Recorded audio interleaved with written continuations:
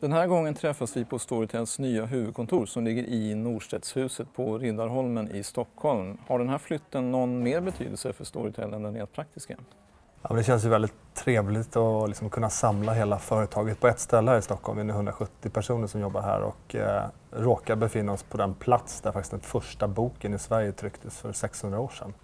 Så det är ju verkligen att knyta ihop säcken lite grann kring det vi håller på med, vilket är berättelser. Att nu är det ett nytt format, ett nytt sätt att distribuera dem på som håller på att lanseras, men det gamla sättet, det vill säga tryckta böcker, pappersformat, lever fortfarande kvar och står väldigt starkt också. När det gäller årets andra kvartal, vilka var de viktigaste händelserna för Storytel? Men om vi tittar på andra kvartalet så var det ett bra kvartal som helhet, både om man ser till abonnenttillväxten och intäktstillväxten för streamingsidan och även om man tittar på lönsamheten på publishing-sidan som är väldigt viktig. Börjar man med Sverige streaming så hade vi en bra tillväxt under andra kvartalet. Tittar man utomlands så ser vi att nu utlandet börjar mer och mer ta över rollen som den stora tillväxtmotorn inom Storytel. Och ser vi på publishing-sidan då så gjorde Norstedts ett bra kvartal tillsammans med Massolit som visade en liten vinst till och med. Och tittar vi på danska sidan med People's Press som vi köpte i början på året så gjorde de en förlust på ett par miljoner kronor. Så som helhet för publishing så gick vi med ett par miljoner bara i förlust, vilket är väldigt bra för kvartal 2. Det är där man normalt sett hämtar in hela vinsten i kvartal 4. Och sen tittar man vidare på tillväxt så har vi egentligen 4 sätt att skapa tillväxt. Det ena är ju att växa geografiskt, alltså in på nya marknader. Det andra är att växa in på nya plattformar, att ta fram nya typer av innehåll och sen att skapa nya sätt att läsa böcker. Och där checkade vi alla de boxarna i kvartal 2. Vi lanserade oss i Ryssland, kom igång där. Vi satte igång ett samarbete med Sonos, så vi finns nu på Sonos-plattformarna på alla våra marknader, vilket är otroligt spännande. Och vi lanserade även en ny typ av innehåll i form av journalistiska texter där vi nu tar artiklar och spelar in som ljudböcker som man kan lyssna på. Och vi släppte även en helt ny typ av app, så kallade chattberättelser, där man läser som att läsa in i någons sms-konversation som vi kallar för stories. Så att på bred front så lyckas vi skapa liksom bra plattform för tillväxt. Om vi fördjupar oss lite mer i publishing-delen, vad var mest värt att notera under kvartalet? Ja, men som Jonas nämnde så var det ett väldigt bra kvartal för publishing-delen. Publishing-delen är ju betydligt mer säsongsbetonad än streaming-delen där i princip hela vinsten ska hämtas hem under det fjärde kvartalet och även överbrygga de förluster då som man normalt sett gör i första halvåret. Och trots det så lyckas vi i Sverige göra ett nollresultat på EBITDA-nivå, så det är väldigt positivt.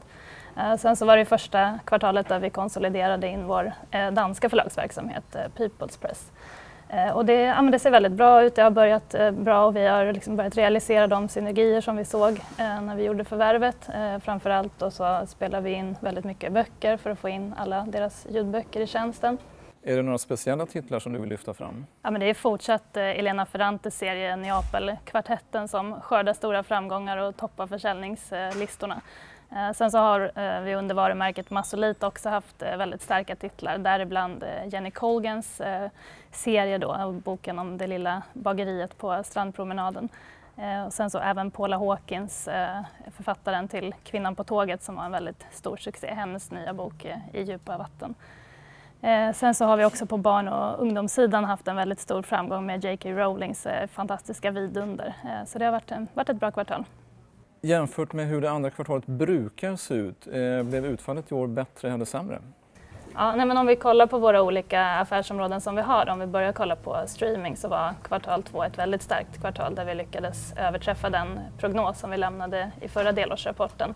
Vi lyckas också växa med nästan dubbelt så många abonnenter i liksom antal abonnenter om man jämför med samma period förra året. Och det är också första kvartalet som utlandet växer snabbare än Sverige i absoluta tal då. Om vi bryter ner det sen lite då och kollar först på den svenska delen av streaming så ser det fortsatt väldigt bra ut. Det är en bra tillväxt och vi har också nått en väldigt stabil lönsamhetsnivå där vi har legat nu kvartal för kvartal på en täckningsgrad på ungefär 30%. Och om man skulle vilja laborera lite och se som någon slags långsiktig ebitda-marginal, så det som tillkommer efter täckningsbidrag är fasta kostnader, då framförallt lönekostnader men också en del övriga fasta kostnader. Så de ligger på omkring 10-15% och då borde vi i Sverige kunna ligga på en ebitda-nivå på ungefär 15-20%. Kollar man sen på utlandet då, så är fokus tillväxt såklart. Så där investerar vi väldigt kraftigt nu i både marknadsföring och i innehåll. Innehåll även i länder då som inte har lanserat tjänsten igen, som såklart drar investeringar och kapital. Och det kommer vi fortsätta göra så länge vi ser att det ger önskvärd effekt och även ökar då på sikt i takt med att vi lägger till flera länder. Kollar man sen slutligen på publishing-sidan som jag nämnde lite tidigare, så är det ju kvartal 4 då som är avgörande. Men om man försöker kolla på liksom helårsbasis, så tror vi att publishing-delen kommer ligga på en relativt steady state-nivå, både topline och bottomline. Och där den ska kunna bidra med en lönsamhet och ligga på en ebitda-marginal på ungefär 6-7%. Tittar man lite framåt så kan man till att börja med konstatera att Storytel vuxit med i storleksordningen 60-70 000 nya streamingabonnenter i Sverige per år under de senaste 2 åren. Hur ser utsikterna ut för fortsatt tillväxt? Ja, det är ju väldigt spännande att det lyckas växa så stabilt. Alltså i relativa tal, det vill säga procenttal, så är det klart att